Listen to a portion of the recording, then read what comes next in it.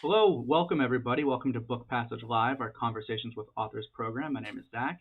I'm here today to talk about this new amazing book, Invisible Child. It's a brilliant, heartbreaking, incredible piece of nonfiction writing, and we're so excited to have two amazing authors and writers and people here today and to talk about it.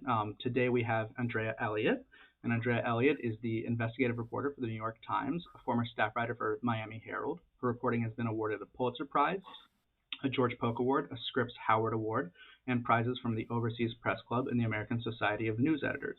She has served as an Emerson Collective Fellow at New America, a visiting journalist at the Russell Sage Foundation, and a visiting scholar at the Columbia Population Research Center. She is the recipient of the Whitting Foundation grant, and in 2015 she received Columbia University's Medal for Excellence, which is given to the alumnus or alumna under the age of 45. She lives in New York City, and this is her first book, which is incredible, and I can't believe you can just come out the gate with something this incredible as your first book, but it really is special. And in conversation with her today is Arnie Duncan, who is a managing partner at the Emerson Collective, an organization dedicated to removing barriers so people can live to their full potential. He's a former U.S. Secretary of Education. He's on a mission to improve the lives of young adults in Chicago through partnerships with local business leaders, community organizers, and nonprofit groups. He aims to provide outreach, therapeutic education, and employment opportunities for young men most likely to be engaged in gun violence. Prior to joining the Obama administration, Duncan served as the Chief Executive Officer at Chicago Public Schools. From 2001 to 2008, he won praise for uniting the city's stakeholders behind an education agenda that included opening over 100 new schools, expanding after-school, summer learning, and childhood programs, and college access programs, dramatically boosting the caliber of teachers, building public-private partnerships around a variety of education initiatives. He graduated magna cum laude from Harvard University in 1987, majoring in psychology. And at Harvard, he served as the co-captain of the basketball team. We all know that. And was the first team academic All-American. And I want to remind everyone today, if you have questions through either of our speakers, you can put them into the chat in YouTube, and I will relay them to our speakers today to ask. And if you enjoy the video, like the video, and subscribe to our YouTube channel. And I'm going to turn it over now to Andrea and Arnie. Thank you guys both so much for being here. Hi, Arnie. Thank you, Zach. Hello, everyone. Great to see you. I think we should just start. We'll get into a conversation, but just to ground us, I'd love if you would just open, Andrea, just read a little bit from your extraordinary book. Just read us a passage. Thank you. So this book follows 8 years in the life of Dasani Coates, and the passage that I'm about to read comes towards the end, after she has returned from an attempt to go to boarding school and to exit poverty. And her siblings were placed in foster care, and she's separated from them and is now trying to return. Forever Family, writes Dasani on December 3rd, 2017, above a photograph on Facebook showing 3 new friends. They are throwing gang signs. Dasani, now 16, knows that her estranged sister Aviana will be rankled by this.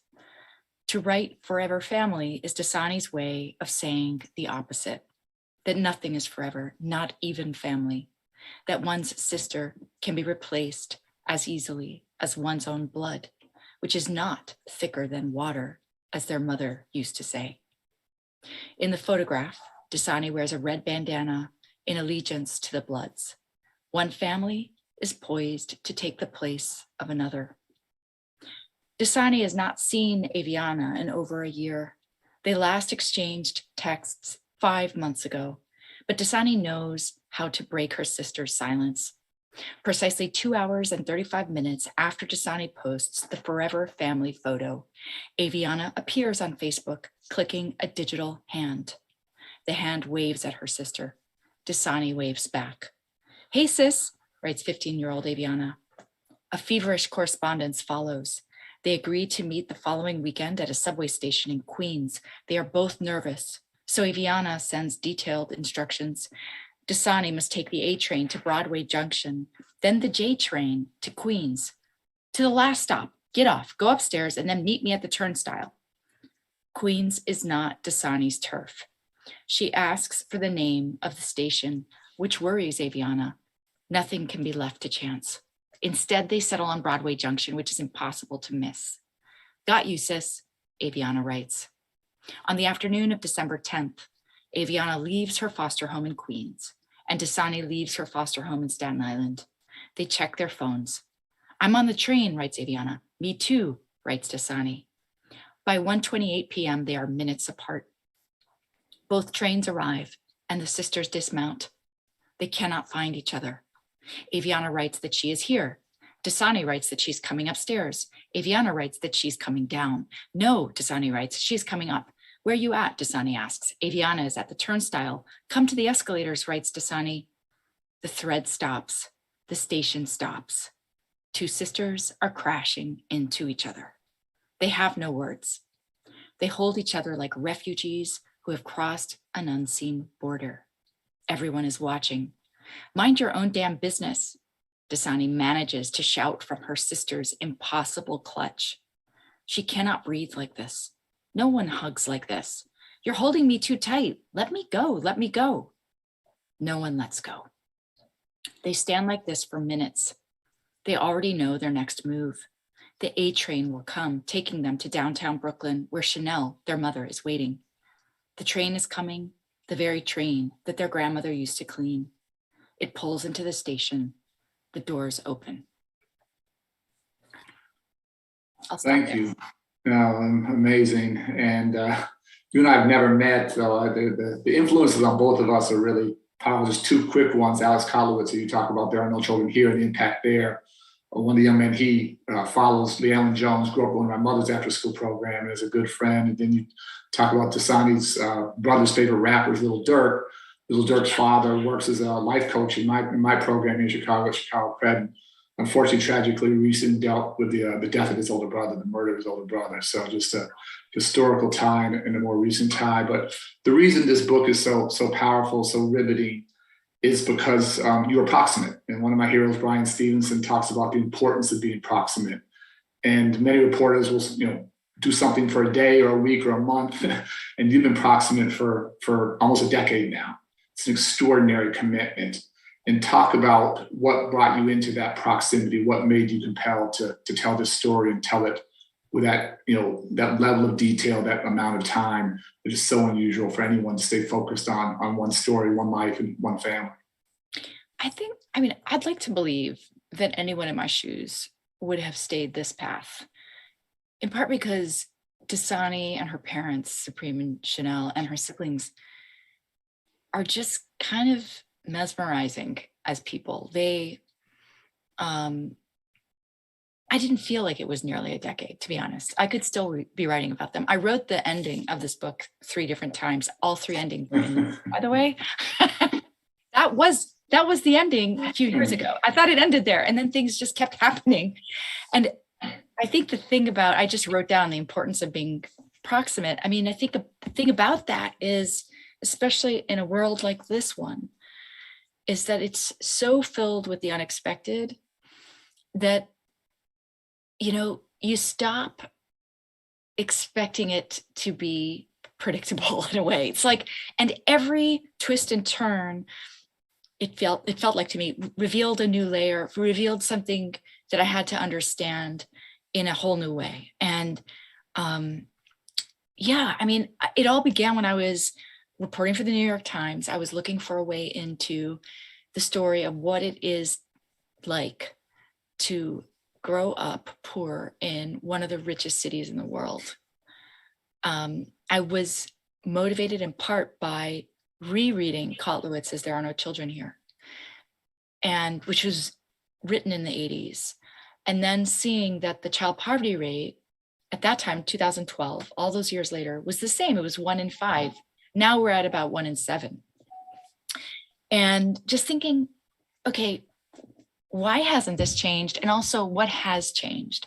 And I think one major difference between the world of Chicago in 1986 and Henry Horner and the world of Fort Greene, Brooklyn in 2012 and Dasani's sort of experience of growing up is that wealth had returned to the neighborhood. And there was this encounter that was unfolding, that was so definitive to her way of seeing the world between the rich and the poor, that she was growing up within reach of, but still out of reach of wealth, and this other life that could be hers but isn't, that she was passing it every day.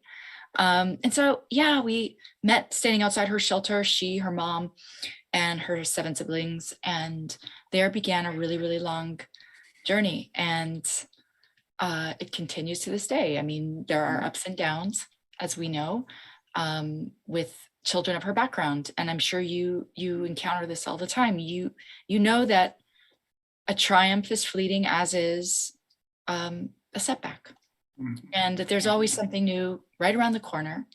And I guess what I was most struck by, and there are many things actually, but one of them is that just Dasani's ability to adapt, the adaptability of this kid. You know, we always talk about things like resilience, but what does that really mean when you're looking at a kid's life minute by minute, like this one's life? It's so much of it is the opposite. And this is what I wanted to also ask you about, Arnie, is just, you know, there are these things, these words that kind of make the rounds, that catch fire, these concepts like grit, this idea that, you know, kids could be successful by delaying gratification in pursuit of a long-term goal. And one of the things I felt came through in Dasani's story is that her version of grit is the opposite in many ways of what Angela Duckworth talks about.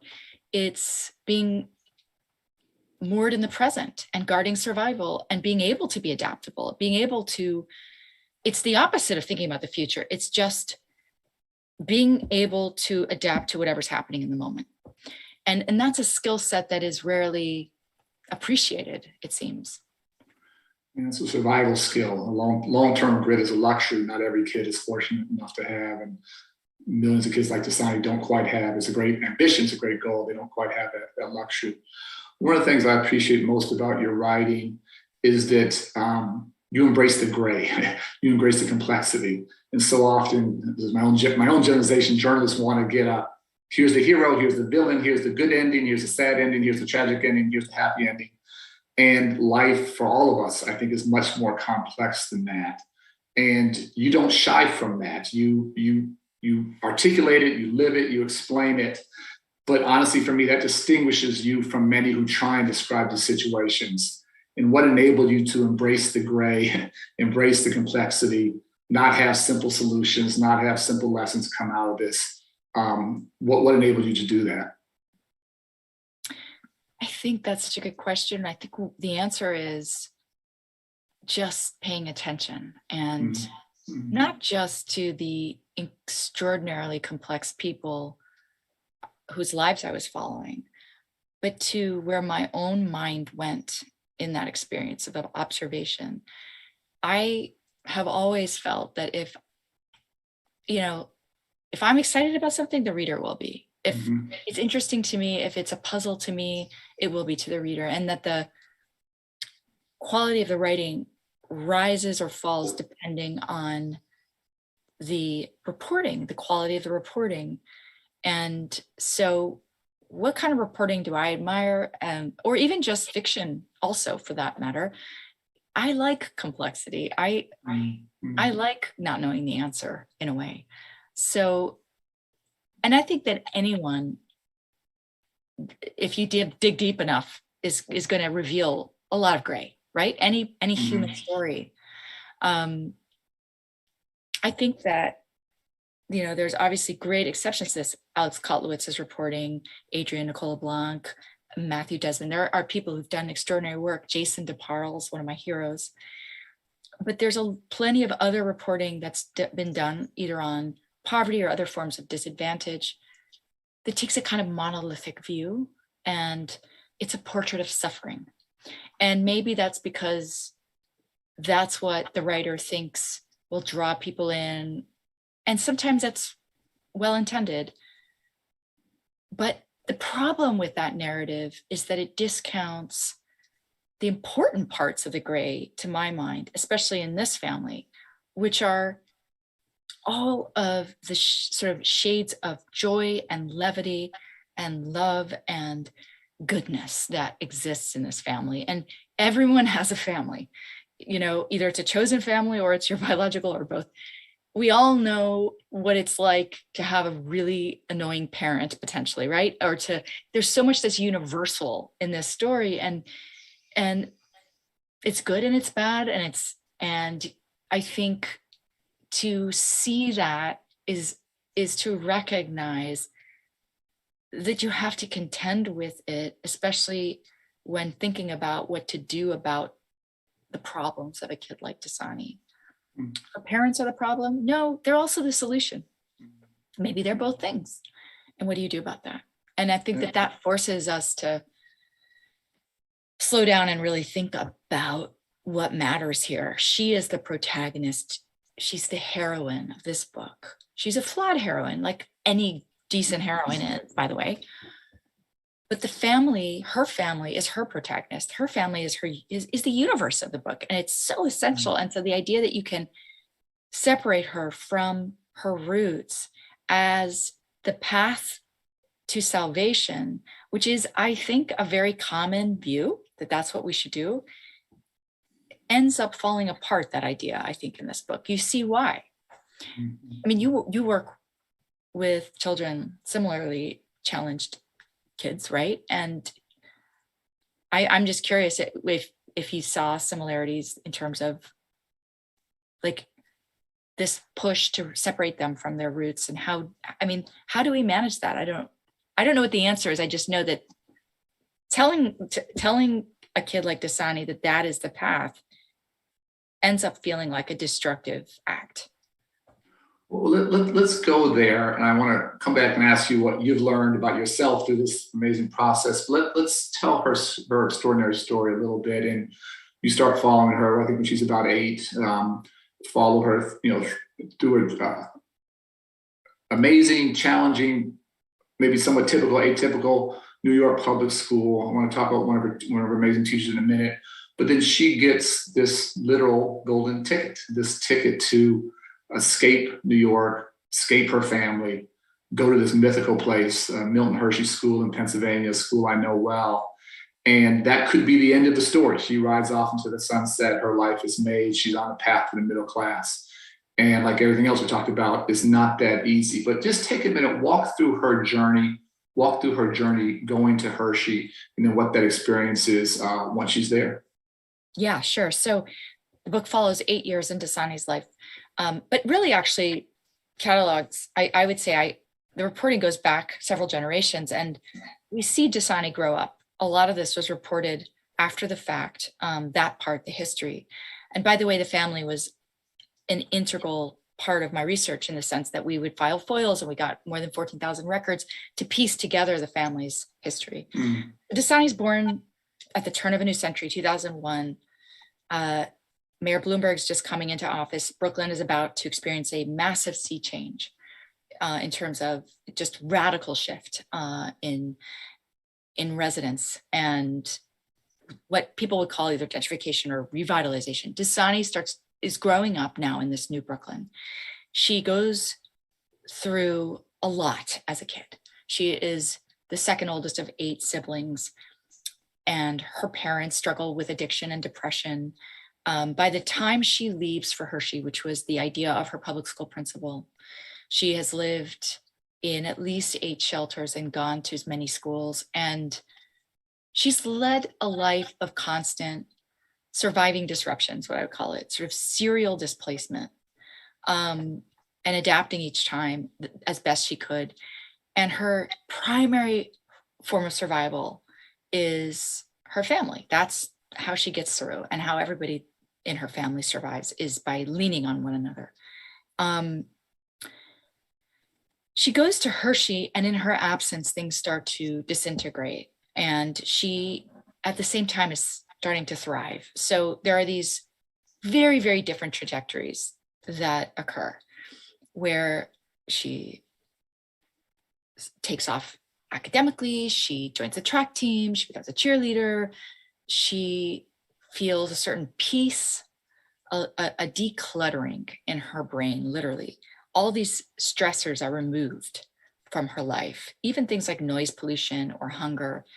Those are physical realities, but also like the sort of emotional stress, the psychological stress of worrying about when the food stamps are coming in, or if her stepdad was going to lose his temper because he was in a bad mood, or and you know, just a lot of things that were crowding her day and her ability to thrive are suddenly gone. And in that transition, she feels a kind of temporary peace and an ability to take off. However, in her absence, and she had been very much a kid who was indispensable to her parents. I mean, she was a third parent. Once she leaves, she's sorely missed. And her little brother, Papa, a few days later, watches Annie and gets a fantasy in his head that he should also take off and leave because he's going to find a better life. I think he sees in Dasani's trek to Hershey a kind of Hollywood ending in a way. And he runs away for a few hours. This sets off an investigation by Child Protective Services that worsens. And well, I wouldn't call it worsens. The problems of the family basically deepen. And ACS, which is the agency doing this investigation, becomes increasingly concerned. And at the same time, the system doesn't provide the supports that I would argue this family really needed. And 10 months after the Papa runs away, the children are removed from the home, and the parents are accused of neglecting them because they did not fix problems in the home. And Dasani, this hits Dasani with such a force. She feels totally responsible for what's happened. She feels that her siblings are now suffering because she left. And she just can't really overcome that grating guilt. And she hangs in there another year, but eventually gets herself kicked out because she wants to return home and reconnect with her family. And I think what's really interesting is what happens not just at Hershey, but after she leaves, and how she tries to kind of carve a path forward that feels like an attempt at reaching for success, but on her own terms. It's a very different vision of success than what she was hearing she should have at Hershey. And even before leaving for Hershey, in her public school, her Black principal, who was a very big fan of this school and of Hershey and of the idea that you have to leave in order to transcend, you know, thought that this was going to save Dasani, and Dasani would beg to differ. Yeah. This is a question I'm sure you grappled with. I grappled with reading it. Would it have been, two questions, would it have been better for Dasani? Would it have been better for her family had she not hit the lottery, had she not received that golden ticket and not gone to Hershey? It's so hard to imagine rewinding and a different outcome in anything in life, right? If I'd done this, how would it be different? I think that Dasani would say that she got a lot out of being at Hershey. She picked up skills that have carried her forward. I think the most notable of those skills was something that she picked up in debate. She was just took off with her debate team, and I saw her in action there. And she also loved the mock courtroom. There were all these incredible things. So Hershey's a school that, for anybody who doesn't know, who's watching, was started by the chocolate magnate, Milton Hershey. And he wanted to help children in need. And it's the richest private school in America. It has more than $17 billion endowment, which is stunning. More than around 2,000 students attend between the ages of 4 and the end of high school, and you can live there year round, and every need is taken care of. You have to be poor to qualify. Hershey likes to say it's the opposite of a legacy school. So if your kids then qualify, they failed at their job, which is to lift you out of poverty. So it's a place where you can get braces and take piano lessons, and you have surrogate parents. And it's sort of a place that represents the kind of sort of utopic vision of middle-class America, I would say, the suburbs. And it's an alternate universe for a kid like Dasani. And she leaves something that's so radically different and winds up in this place where she has every need met and a lot of beautiful perks, like, these, Olympic sized pools with slides that, and her summers became dreamy. And at the same time, she knows back at home, her siblings are potentially, not even potentially, she knew this instinctively. I was watching it happen. I was watching it unfold that summer of 2015. And I didn't share with Dasani what I was seeing, but I think she intuited it, that the wheels were coming off, that the family's food stamps had been paused due to a bureaucratic welfare lapse. And for 4 months straight, the children were trying to survive without food stamps and going hungry, showing up at the local bodega and going to local food pantries as well. And of course, surviving by virtue of the school meal program in the summer, which is a lifesaver for poor kids, but really, really encountering a lot of struggles. So that dichotomy of like all of her great sort of perks of life compared with their suffering is a really, really hard thing to reconcile for anybody. But I think that she just ultimately felt that what she'd always represented to my mind, which is that I am not an individual. I am part of a collective. And I'm not going to put my own needs or goals ahead of those of my family. And I'm either going to lift them up with me or I'm going to return to them. One of the things she learns at Hershey is this idea of code switching. And I'd like to just get your thoughts on that. I remember a couple of decades ago when I was working with a young man and talked to him about looking people in the eye when we have a conversation. And he asked me, "Are you trying to get me killed?" And I said, "No, I'm not trying to get you killed. Please explain."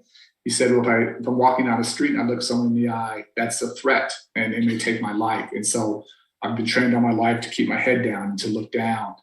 And I said, "I understand. I want you to keep that survival skill, but in another setting, you have another survival skill to learn." But talk about the gift, the burden of having the code switch and what that meant to someone like Dasani.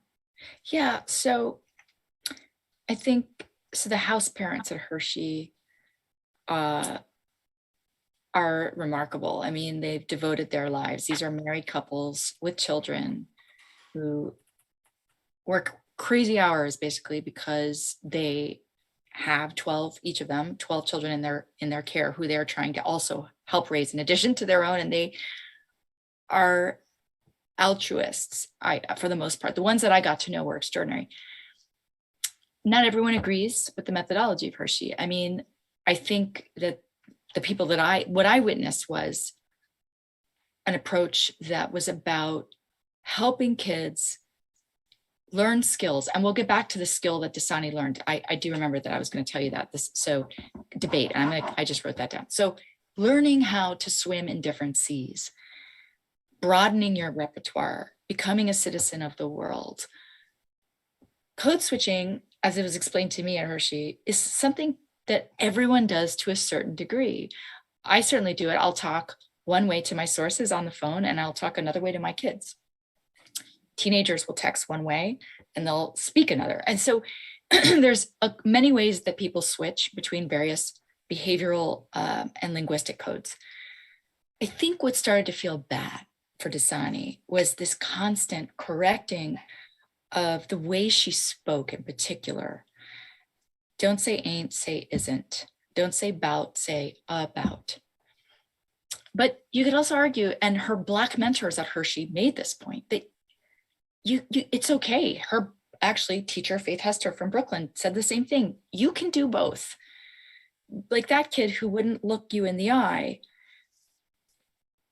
of course can't do that on the street. However, you don't want him to be in a different setting where someone then takes it as aversion versus the noble thing that he's really practicing there, which is respect.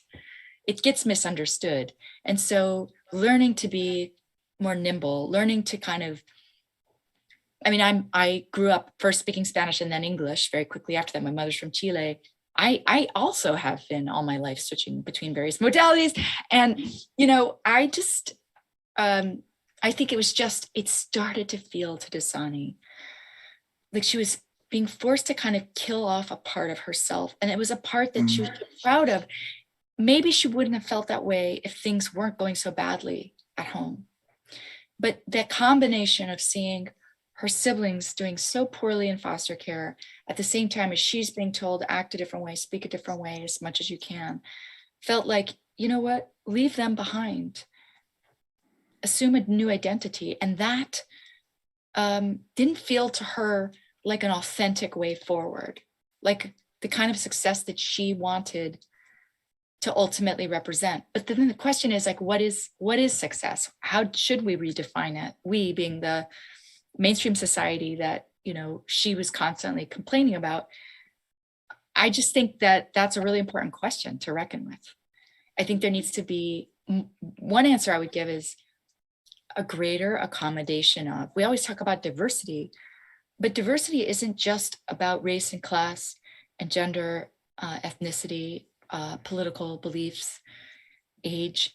It's also about modes of speech and what is considered acceptable and what isn't, and just in how people talk. So I get it. I get what Dasani, where she was coming from. I feel like she had to leave Hershey in order to return to herself. Yeah. Yeah. And you intuitively get whether she says about or bout, that says nothing about her intelligence, her resilience, her work ethic, or her ability to contribute to be a leader. That's irrelevant. I have a couple more questions for Andrea, and love to open up the audience. So if you guys have questions, please submit them. I'll try and get to that. I do want to talk a little bit about policy, and you'll very humbly say you're not a policy maker, but you understand this the way most don't. But before I do that, how did these almost decade, how does it change you? What have you learned about yourself being part of this family, being part of this world? I struggle to think of a way that it has not changed me. If you hear some hesitation in my voice, it's because I don't want this in any way to be about me. This platform is so important for centering the conversation on the family, but it is a fair question because after all, I'm the author. I often talked about this with Chanel, the mom. I'm the author of the book, but you're the author of your life. People often wonder, to what extent did my presence have an impact? And I think if anything, it was just knowing that I was there and I was going to be seeing what unfolded next. Those things impacted me deeply. I think I struggle to think of anything harder that I've ever witnessed than the day that 3-year-old Lily was removed right in front of me from her father's arms. As a mom, as a human being, as a reporter, as somebody who cared about Lily and had known her since she was a baby. I think one thing that I often tell my friends when they ask this question is, if it was at all hard for me, just imagine what it's like to be them. And I could say a lot more, but I know that we're short on time. I'm seeing questions. I don't know if these are questions that you want me to answer, or Zach. Let me. I'll come to those in a second. So I'll track them, so you don't have to track them. And I'll okay. All right. Fine. At least one more quick question for me is, again, you'll say very humbly, you're not a policy maker, but you understand policy not from a bird's eye view, but from the ground level view, from the trenches, and that's so critically important. And there are at least three, probably 20, at least 3 systems that directly impacted Dasani and her family. And they're all interconnected, intertwined. I'm going to just try and separate them out a little bit and just sort of walk through your thoughts on each. So let's start with school. And she had an amazing principal, an amazing 6th grade teacher, Ms. Hester, and you can actually tell a little bit of her story. But I guess my question would be, is it crazy on my part to think of a Milton Hershey set of opportunities in neighborhood inner city schools like New York, like Chicago, where I am, Should you have to leave your family, leave your home, leave everything to have access to debate, to clean clothes, to food? How do you think about the education system? What's offered, what's not? And if you could take a second to tell the story of Miss Hester, because it's so incredibly powerful. Early on, I saw that school is much more than school for Dasani.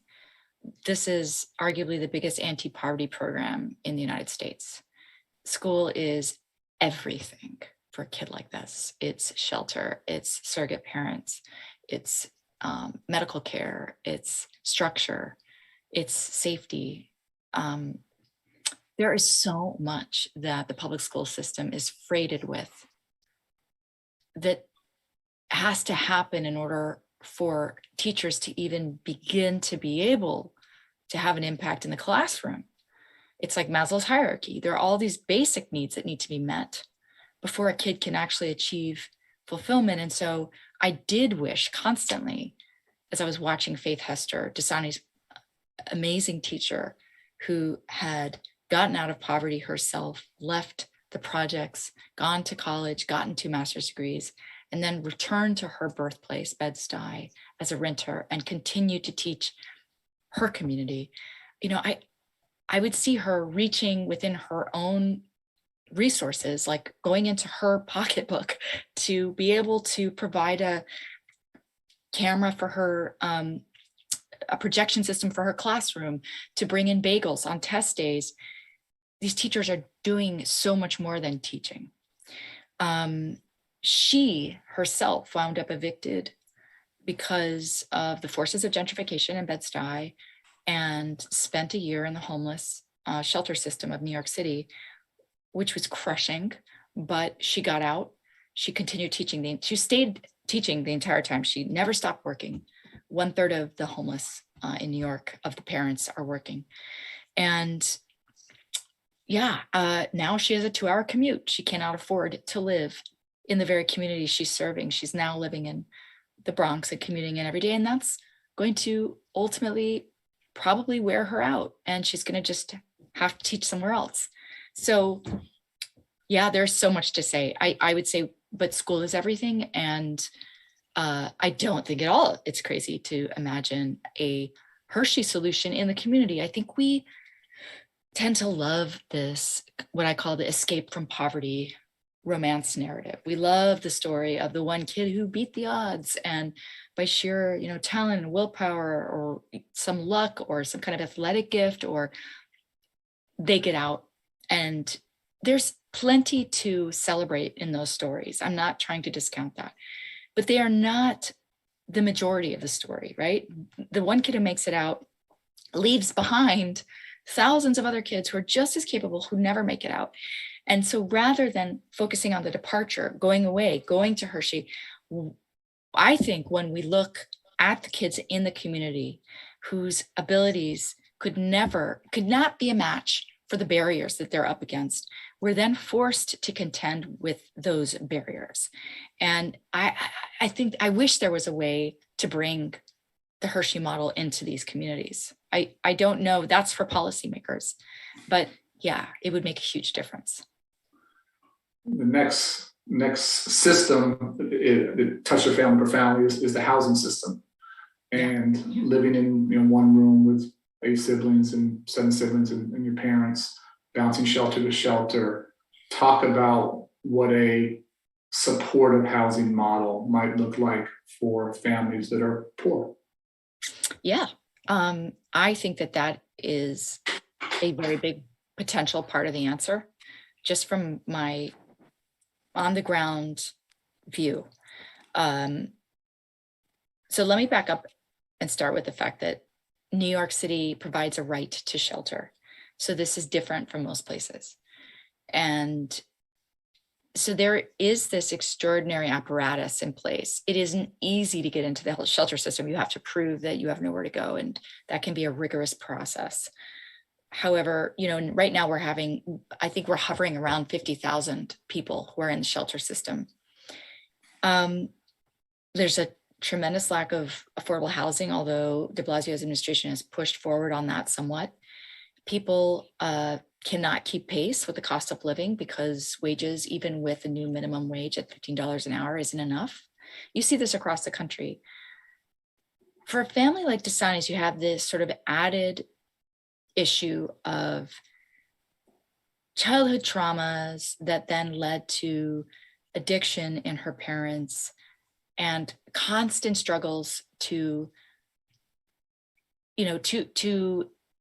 not relapse, to stay in their programs, to be good parents, to stay off drugs, right? But this requires a lot of help for anybody. And addiction cuts across class, it cuts across race, as we know. So a supportive housing model is something that is expensive. It means wraparound services. It means putting a family like hers in low-income housing or some kind of housing that is subsidized. But in addition to being subsidized, just the roof over their heads, there's this added element of help in the form of maybe a social worker, a therapist. That's expensive. The thing is, the alternative is, I would argue, more expensive.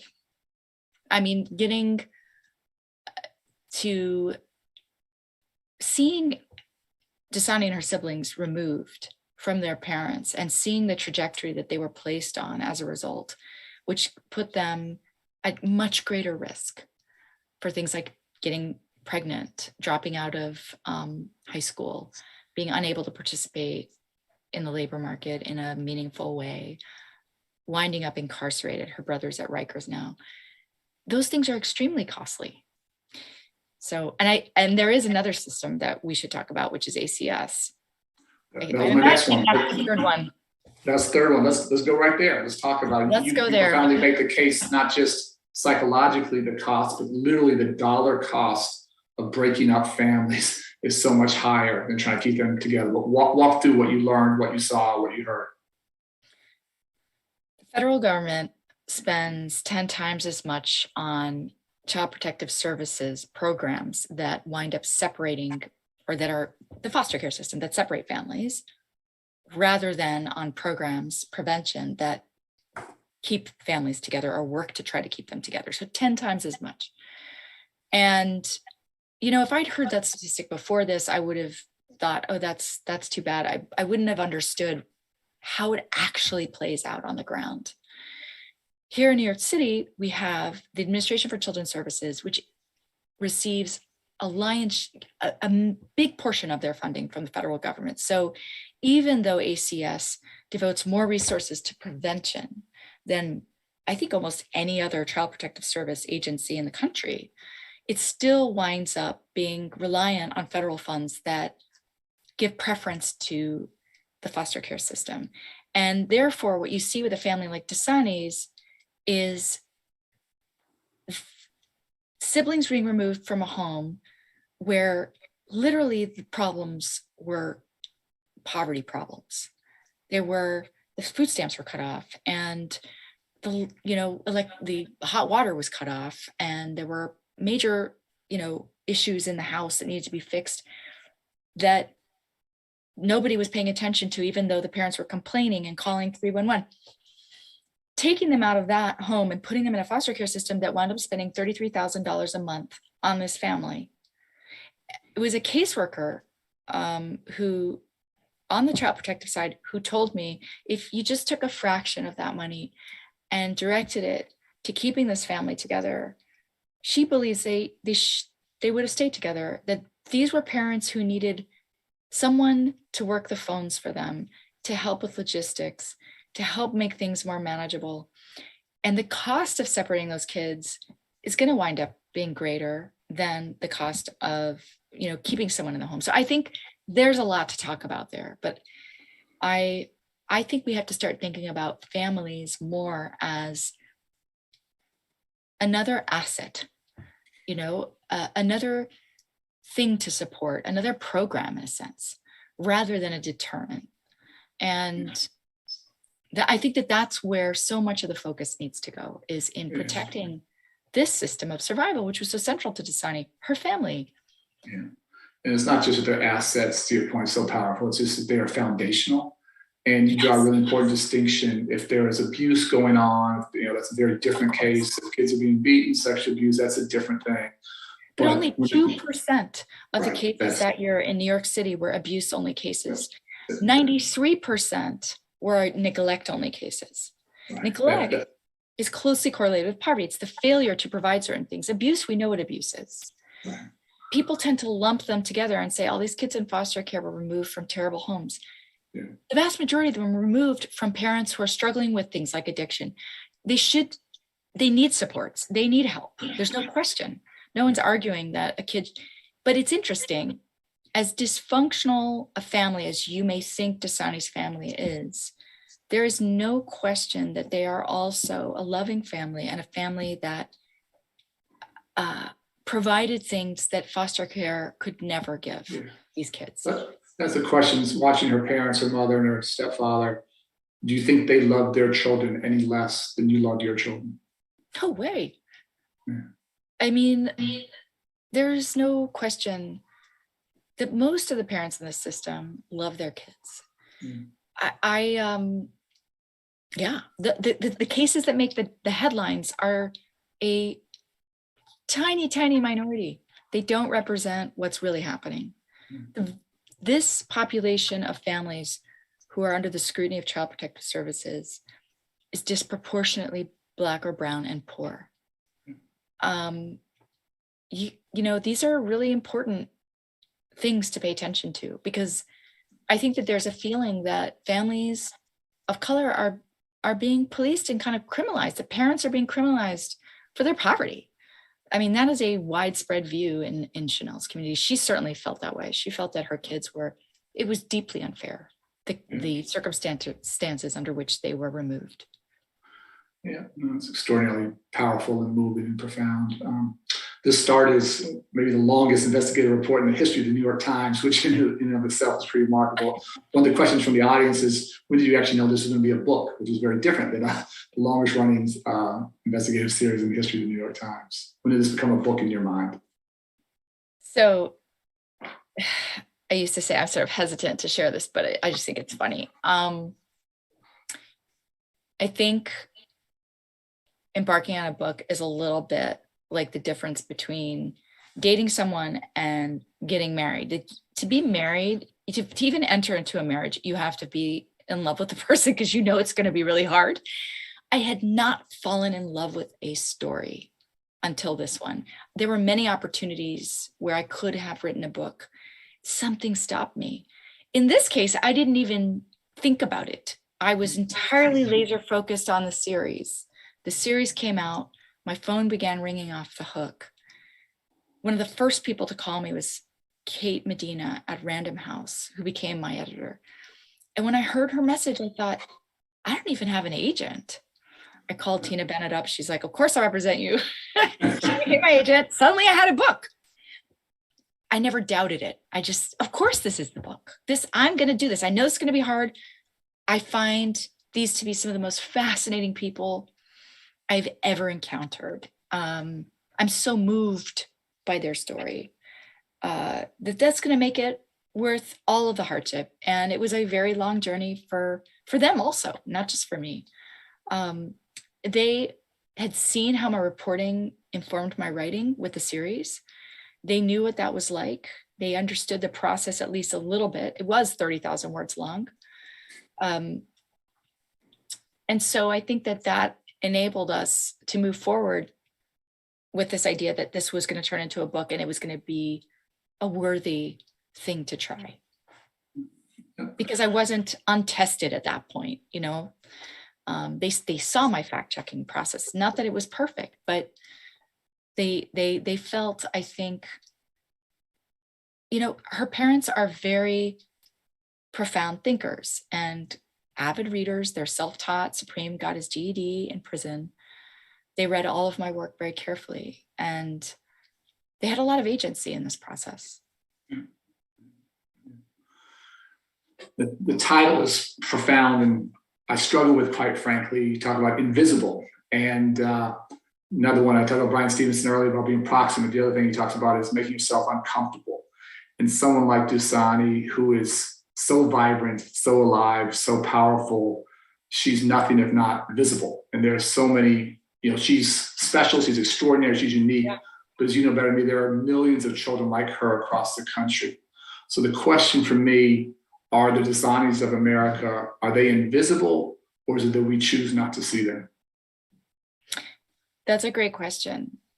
The title Invisible Child refers to Dasani's ability to see how other people don't see her. Yeah. The title comes from her. More recently, she put it this way: I'm visible, but society doesn't see me, and there are a lot of people like me. So it is about a lens, right? The title asserts a certain lens. It asks us to consider who is visible, who isn't, who is doing the seeing, who is feeling unseen, who isn't seeing. And I thought a lot about it because in the early years, before Dasani could really articulate that, it was interesting. What she did was she turned being invisible into a superpower. She turned this really painful experience of feeling unseen into something that she felt in control of in her mind. Look, they may not see me, but I can also slip through things unseen, and it gives me a certain power. I think she's extraordinarily visible. She's somebody who, she walks in the room and everyone turns their head. She's kind of a captivating presence. She deserves to be seen. Her story deserves to be heard. Final two questions. I know we're running out of time. If the path out of poverty has to become or should become the norm, not the exception, that it shouldn't take, again, a ticket to Milton Hershey School or anything else like that, what do we need to do as a society to help children like Dasani, families like hers, make this much more the norm rather than the miraculous exception that you talked about earlier? So the first thing I would say, and this happened after the series ran, people in Fort Greene said, what can I do? What can I do? And I said, just walk a few blocks to the Walt Whitman Library every day after school. You're going to see a flock of children who take refuge there. Just spend an hour. You don't even have to commit. Just do it whenever you can, reading with them, helping them with their homework. There is so much you can do right on the ground. I always talk about policy as something that needs to be considered from the ground up rather than from 10,000 feet above the ground down. It's the folks on the front lines who are interfacing with these kids who understand the texture of the problems more deeply than anyone else. And, there's just so much we can do. And I think that the kind of throwing your hands up in the air because it's so complicated, talking about poverty as a war to be won and then saying it hasn't been won, so let's move on, is just a cop-out. And I think Dasani deserves better. She deserves more, especially in a city as rich with resources and social capital as New York, and places like Chicago and San Francisco, Corte Madera. There's a lot to be done. The final question people always ask, this started when she was a child. She's a young adult now. Anything you want to say about, how she's doing now and what are her hopes and dreams, for the next couple of decades?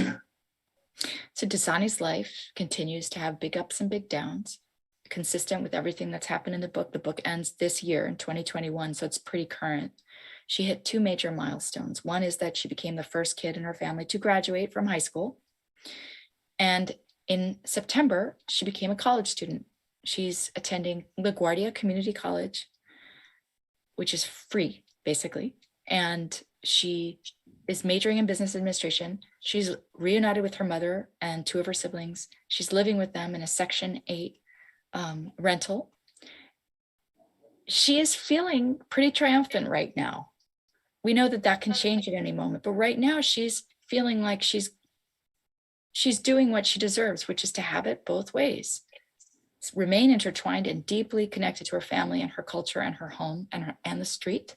And at the same time, reaching for a life that is more marked by material gains than material losses. Thank you. I think that's a great place to close. And I just want to thank you. You're an extraordinary storyteller, but sort of more importantly, you have a huge heart and empathy. And as we all struggle with these, what can be seen as intractable problems, having a sense of what's possible, understanding the complexities, but also understanding our own ability to have impact, whether it's with one child at one bookstore or policy, local, state, national. Having folks like you explain both the complexities and the hope and the extraordinary potential. I can't tell you how important that is. People need truth, they need authenticity now more than ever. And you brought that in an extraordinarily powerful way. So thank you for devoting such a large part of your life to this. And I know the story continues for Dasani and her family and for you as well. Thank you. Thank you so much, Arnie. Thank you. I really appreciate that. Thanks both of you. This was absolutely incredible. You're both so incredibly thoughtful in the way you approach this, in the way you've talked about it, in the way you've written about it. And I know everyone who reads this book, I know our rep from Penguin Random House, Michelle Silka, could not stop raving about this book, and she put a copy in all of our hands, and it's so special and it's so incredible, and it's a beautiful piece of nonfiction writing. And thank you so much for sharing it with us and for sharing it with the world and sharing Dasani's story. And thank you for the updates today and everything you've been able to share with us, both of you. It's been truly special, and good luck to you and good luck to both of you with everything. And thank you everyone for watching. We hope you enjoyed this event, and stay tuned for our next upcoming events. Thank you. Thank you.